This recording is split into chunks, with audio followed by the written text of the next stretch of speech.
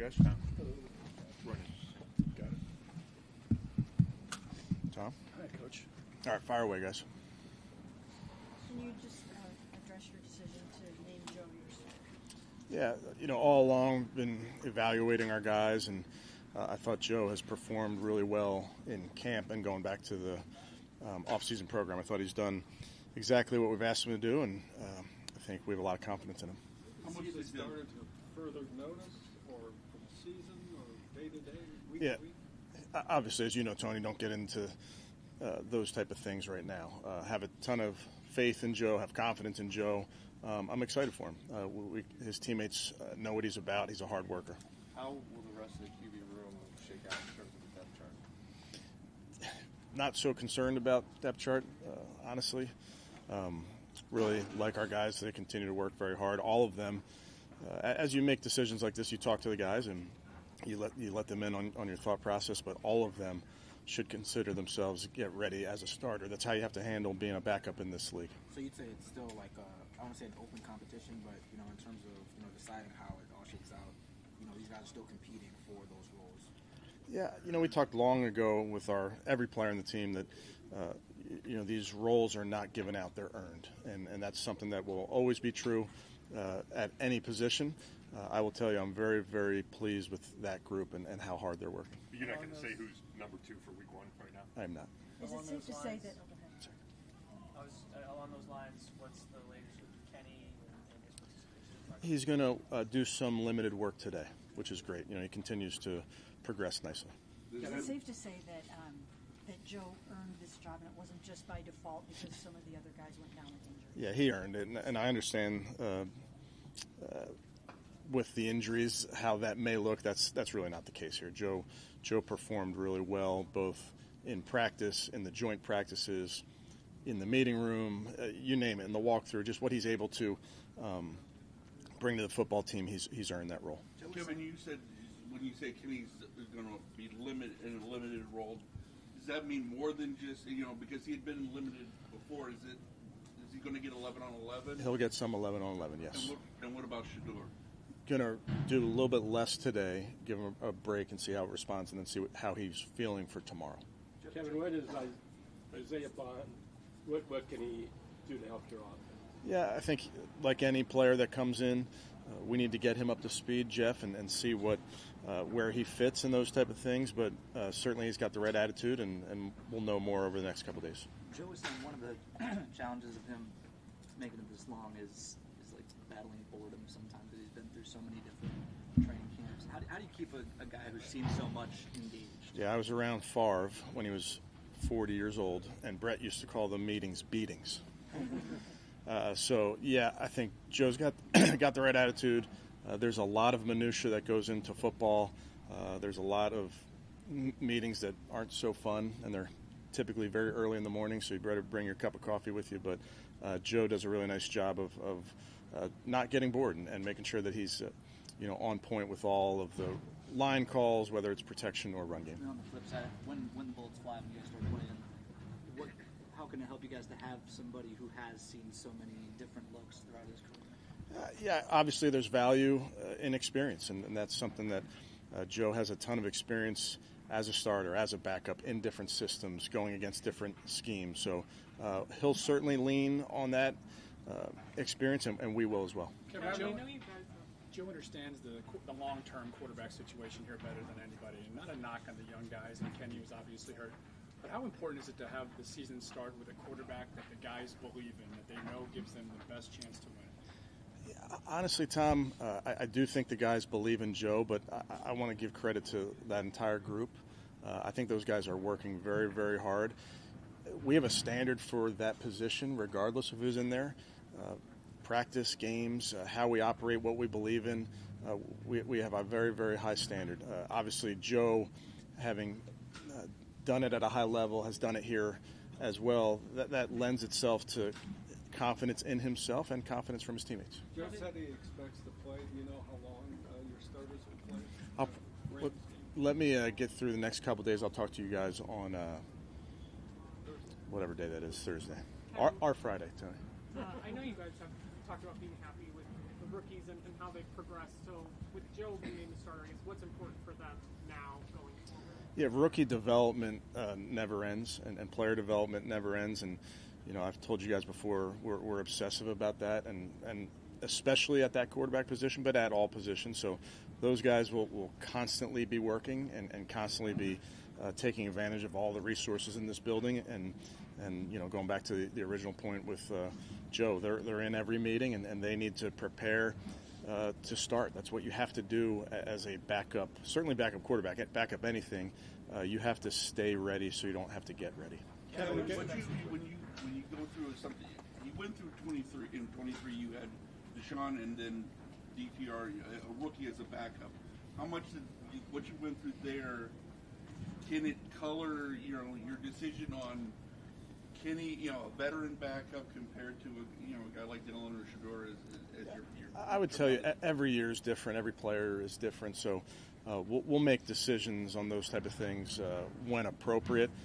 But every year is different. Kevin, what's the message with Isaiah coming in now at this point of camp, and also coming with what he had to go through this offseason before getting here? Just what are you telling him as he walks in the door, as far as what you expect of him and what you need to see? Yeah, I think with any young player, as you add them to your team, it's the same conversation, Daryl, that happened for a lot of guys back in April. But it's about earning a role. It's about earning the trust of your teammates and your coaches, and he understands that and is ready to get going. What has Tommy Reese shared with you about Isaiah Bond? Yeah, as you can imagine, Mary Kay wouldn't get into too much specifics, but we, with any player, we want to make sure we talk to everybody we can and find out about the person as much as the football player. And obviously Tommy was together with Isaiah down there in Alabama. It seems like you've run more end-arounds and jet sweeps this camp and maybe the preseason. Would you agree with that, or do you think it's the same as it has? I would assume it's the same as it's been. Yeah, I would. Coach, you were asked about the possibility of keeping 4 quarterbacks on this roster Sunday. You said that you'd love to keep everyone, but it's just not realistic. Do you guys still eyeing a plan of perhaps? Yeah, when I said that, I mean I'd like to keep 90 guys on the roster. I don't think that's possible nor realistic. When it comes to every position, everything's up for determination over the next couple of days.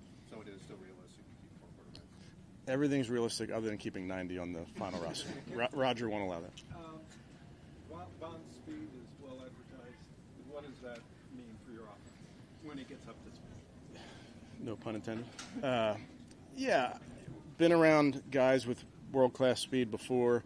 I can still remember Coach Zimmer talking about it with defensive backs. Defensive backs respond to speed. When they have a guy across them that can run by them, they respond to it. So we, as coaches, want to utilize the speed of a player, whether he's a receiver, tight end, you name it. We want to utilize that to our advantage and put that player in position where he can run by defenders, give them the threat of running by defenders. So that's something that we have to do a really good job of utilizing in this offense. Kevin, you guys were really excited about Kenny Pickett, talking him up a lot at the owners' meetings and whatnot, and he had a really nice first 4 days. Would you say it's accurate to say that he had a very legitimate chance to come in here and try to win this? Yeah, I'm still excited about Kenny, the player, the person. I've been around him now, Mary Kay, for many months, and I know what he's about. I know how he was performing.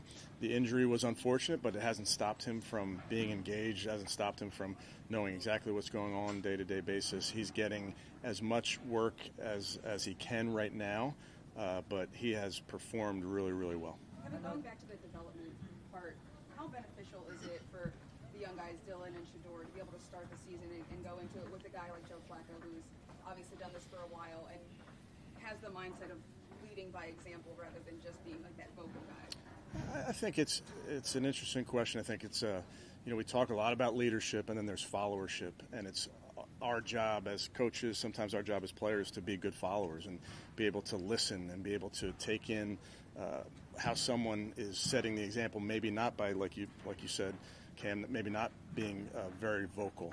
So whether it's Joe or anybody else, it's our job, certainly as players and young guys especially, to be really good watchers, really good listeners, and observe as we start this career for these young players. Is it possible that your active number 2 quarterback would change from week to week, or would you like to avoid that?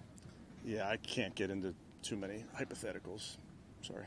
Coach, through 2 games, the defense has allowed 16 points, allowed only 88 yards to the Eagles. Kind of what have you liked from them, in practice in these games and from the depth that you guys have? Really pleased with our defense's performance in practice and the games. But in the games, I think you see our personality. I think you see the speed to the ball. I think you see guys playing hard, playing physical.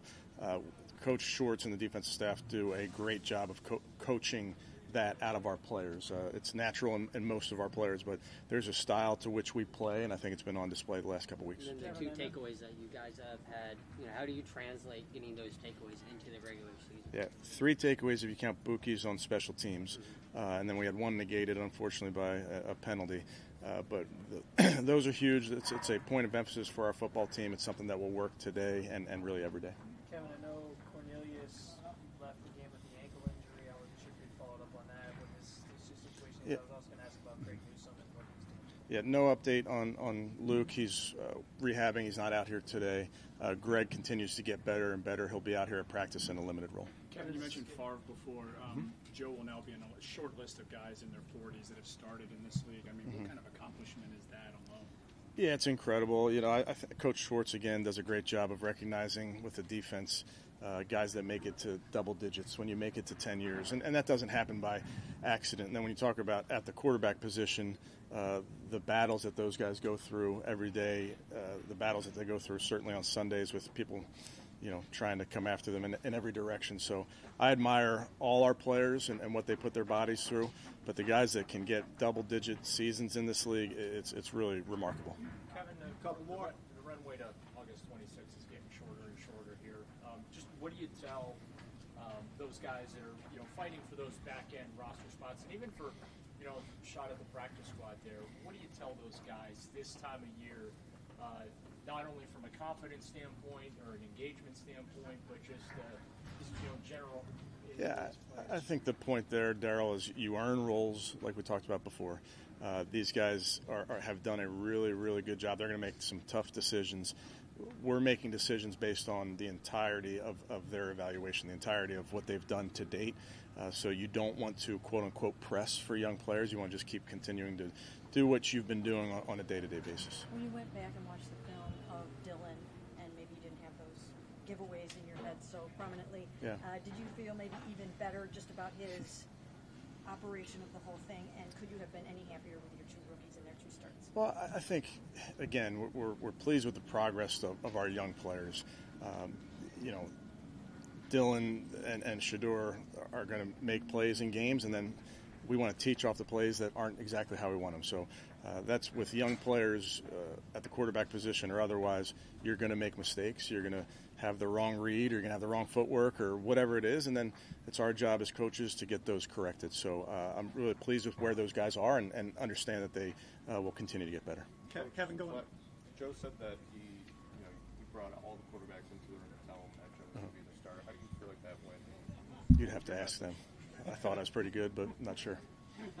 Kevin, just going back to Isaiah, obviously, when you add a player like that in his situation, how involved are you in kind of getting to know him, and how comfortable are you with the process with Andrew and his staff? Yeah, I think Andrew and staff, I think he's mentioned this to you before.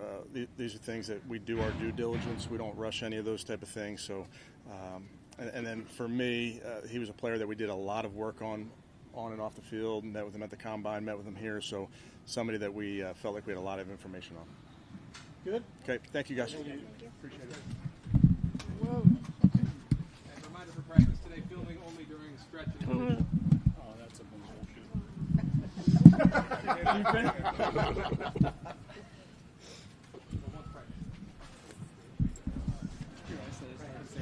No, did that's a bunch, and you go bullshit.